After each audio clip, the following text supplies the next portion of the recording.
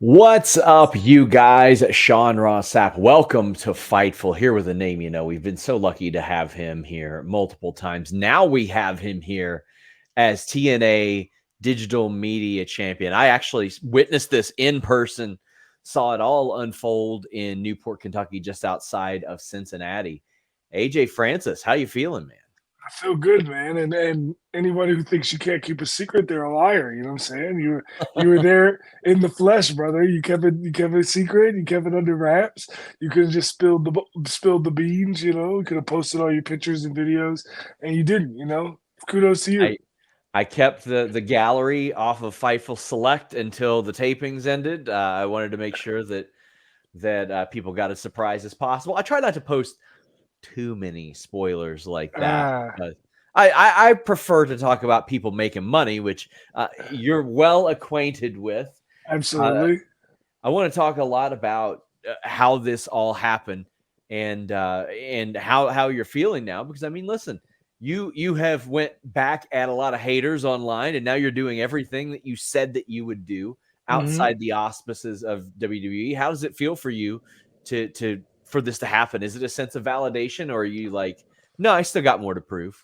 I definitely still got more to prove, but it's definitely a step in the right direction. It's being able to be the flag bearer for a brand as big as TNA, to win a title on their 20th anniversary show of Impact, like that says a lot.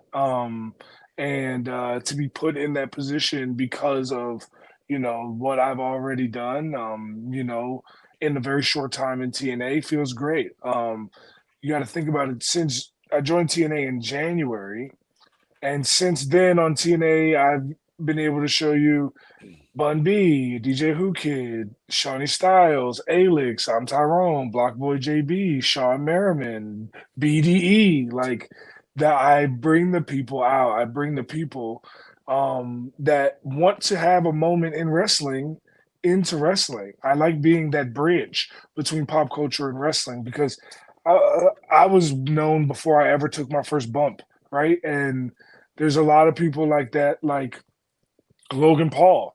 Logan Paul's an incredible wrestler. He puts on some really great matches. But when he first started, people gave him shit because he didn't come up through the indies. You know what I'm saying? Like, and I get shit even though I did come up through the indies for a year. So it's like, I wonder why. But that's a whole different discussion for a whole nother time. And it's just I'm just very grateful for the people at TNA to be able to give me this opportunity to show what I can do, and I feel like I've earned it, and I still got more to do. And not only that, we've seen you pop up many other places, but it Yeah. was reported that you signed with TNA through the end of the Uh year. huh. So I mean, it's evident that the relationship is going really well. That you both were willing to make that commitment. Absolutely. I love TNA, man. TNA has been nothing but good to me, man. They give me opportunities. They give me the mic. They let me show who I really am. They let me show what I'm capable of. They put me in good positions and they listen to my ideas. I have a lot of really good ideas. I know you saw all the streamers streaming the 20th anniversary show, right? Yeah. Yep. Yeah, I put that whole thing together. Like me and Santi Our put friend Wheezy that we took a Wheezy. picture with recently. Wheezy was part of it. I put that whole thing together with Santi, got in contact with Ariel, making sure that all the P's and Q's were covered. You know what I'm saying? And like we did everything we were supposed to do, and it brought a great big new audience to TNA to be able to see TNA for the first time, being able to see Jordan Grace in the flesh, other than when she's on NXT, being able to see, unfortunately, Joe Hendry, being able to see all these other acts that are incredible in TNA from Moose in the system, and the list goes on and on. Get to see familiar faces they already know, like Ash by Elegance and Mustafa Ali, and you know what I'm saying? Like these things are very important to me to be able to bring crossover audience. I understand the impact that the internet can play. That's why I'm the digital media champion. You mentioned BDE Brandon, wonderful guy. He had that Very great moment guy. with you, great guy, and honestly, all his friends, that whole team, great group of Uh-huh. fellas. Shout out But Vibe guys. yeah, they're wonderful dudes. But you had a little moment with him hmm during the match before you won the title. How does something like that like get pitched, brought up, executed, or do So you just do it? I've been trying to film content. Me and Brandon have been trying to film content together for like almost a year now. And just schedules didn't work. You know, he lives in Dayton, which is not the most accessible Yeah. city if you don't live in Ohio. And like, so the dates and times were just not matching. And then we had the show in Newport, Kentucky, which is an hour and a half from where he lives, basically. And I was like, hit him up. I was like, yo, are you free on these days? He's like, yeah. I was like, yo, I'd love for you and your guys to come out to the TNA tapings and I'll find something for us to do. At the time, I had no idea I was going to be in a digital media title match, right? I had no idea I had no idea what it was. But once I found out I was in a digital media title match, and then I found out I was winning, I was like, oh, I got to involve Brandon in this for sure. Like, you know what I'm saying? Like, we have a mutual respect. And then, you know, we planned it out. The next day, I went to his house and filmed content with him. You know what I'm saying? In his ring, which he has this chokeslam video that he posted that has like 500,000 views. It's just literally us playing rock paper scissors and me giving him a choke slam. So it's like, you know, it's like crazy how like everything came together the way that it did, because I reach out to Brandon way before I know I'm doing the digital media thing, right? Before I know that I'm going to be the champion, before any of that. And he decides to come, and then I come up with the idea to involve the streamers in it, but I don't tell any of them that Brandon's going to be there because I know they all love Brandon, right?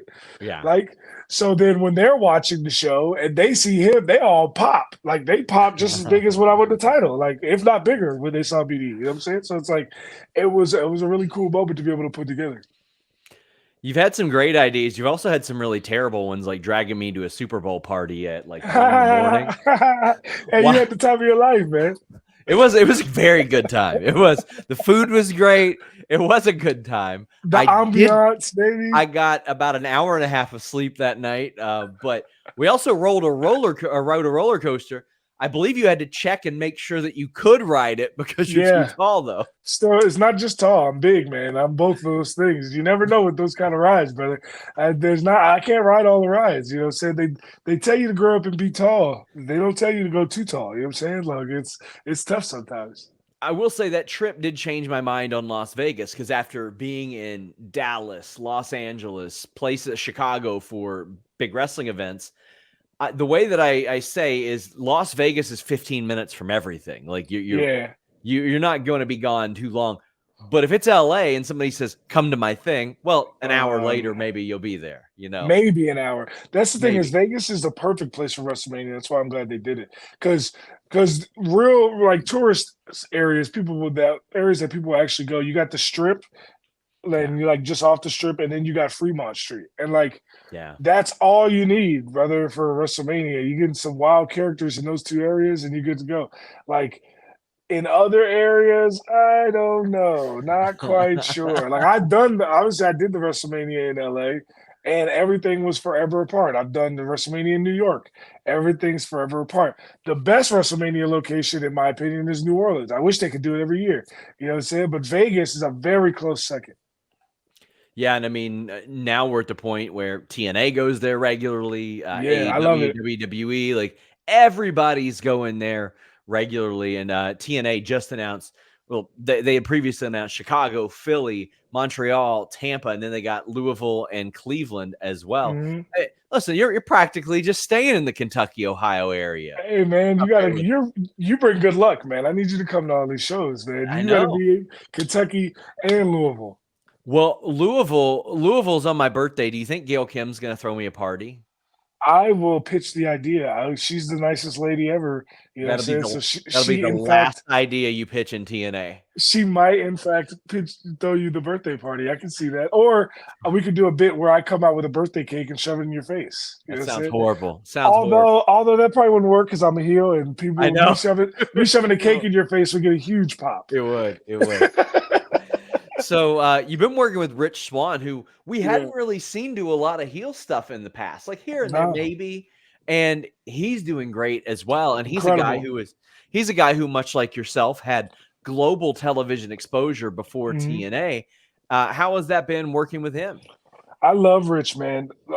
This right here is because of Rich. Rich stood on the table for me and was like, "Yo, we need to do this." Rich, you know what I'm saying? Like, Rich is the person that did that.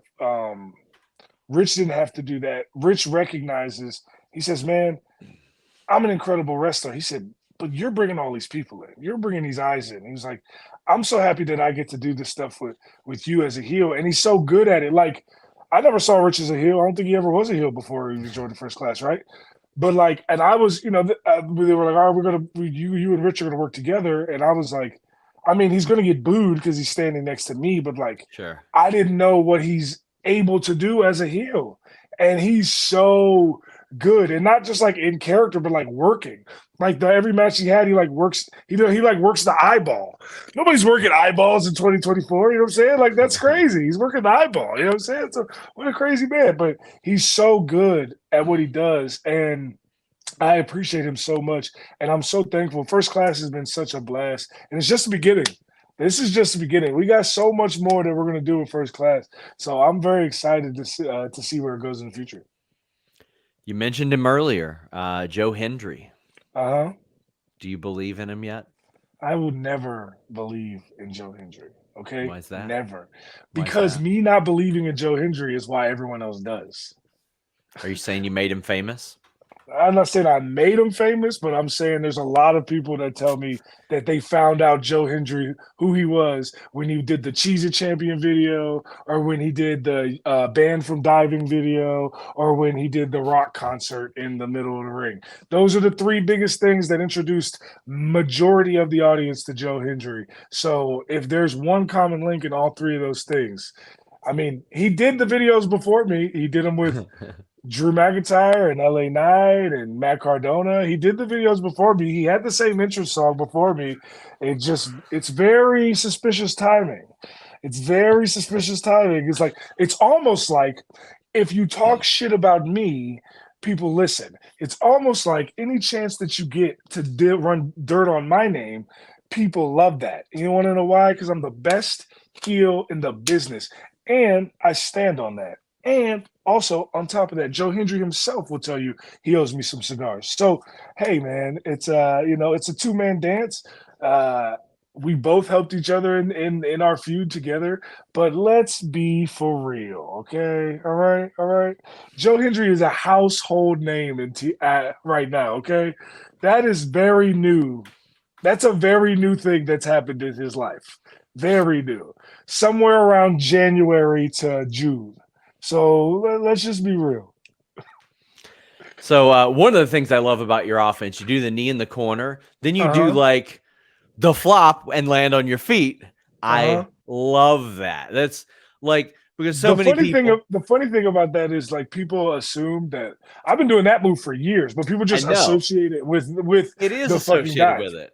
Yeah, It is. people associate it with that, but I've been doing that for since 2019. First time I did it was actually an accident.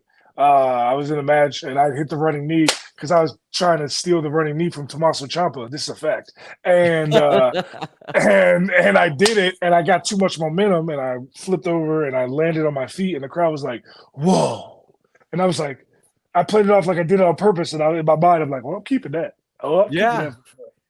It's a I good mean, Drew move." McIntyre told me that he developed the Claymore because he slipped when he was kicking Uh-huh. somebody in the head. Like that's how some of those happen. What It is are there crazy. any other happy accidents that you remember, like maybe in your wrestling career where maybe something went a little wrong and you're like, that worked out? Yeah. When the one of the first things is like when we were doing Hit Row and we were doing the bit where we would call everything corny. So like the Yeah. first time we did it, we were in Iowa, I think, or Indiana, somewhere with or Nebraska, maybe. I can't remember. But somewhere where there's a lot of corn. And I came up with the idea because we were driving through the state and there was just corn everywhere. Yeah. And so we came out with an idea. We were like, I forget where we were, but we was like, that's why, because I'll just say it's Indiana. I was like, that's why, because Indiana's corny, right? And they booed, obviously. And then during the match, they started chanting corny. We've never done this on TV. Nice. We've never done this on TV. We never showed this before. This was just a one-off thing. But they were chanting it, and as they're chanting it, we all look around at each other like, we're gonna add this to the arsenal for sure. Absolutely, yeah, it's cool. It's funny because like a lot of things happen like that. Like Booker T was talking about that when I hosted his Q&A, at River City WrestleCon this weekend. And he was talking about like all the things that like happened when he didn't expect it to. Like the first time he did a spin-a-rooney, he just did it. You know what I'm saying? Like he didn't like he wasn't like I'm gonna plan this out. It was just he did it and everybody loved it so much. And then Jericho named it the Spinneroonie, and he was like, "All right." Then he just kept doing it over and over and over. And now, if you talk about Booker T, like the first thing most people talk about is him doing the Spinneroonie. Like, and it's so funny. Like that happens in wrestling all the time. It was cool.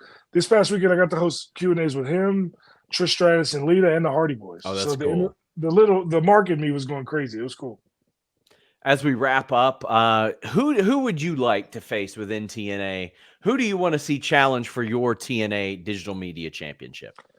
Within TNA, I mean, there's a lot of options. I've never lost a singles match to Joe Hendry because I'm way better than him. So I would, he's the longest reigning digital media champion of all time. So it would be really cool to beat his ass again and, establish myself as the greatest digital media champion of all time.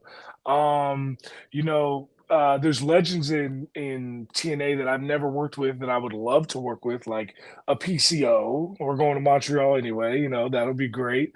And we could Rhino, Tommy Dreamer, Frankie Kazarian, EY. There's a bunch of guys that would be really cool. And then there's new guys that I haven't had singles matches with, like Ace Austin and Chris Bay, and we can go title for title with Mustafa Ali. Winner gets to be president. It's a whole, what I'm saying? Like we could do a whole thing there. It'd be great. AJ Francis, I want to thank you so much for giving me the time. New TNA Digital Media Champion. I was so happy to see that in person. Make sure you guys check him out. He's always doing great things, always doing positive things for all kinds of people that need it as well. So AJ Francis, I want to thank you so much for joining us. And I want to thank you because I couldn't have did this without your constant support. Oh my gosh. Sean, you have, in a world of people that shit on me for no reason, you have always been someone that has my back, and I appreciate you, brother. Well, as somebody that everybody in the world loves, I will just take that and say thank you for the praise. Until next time, guys, we're out.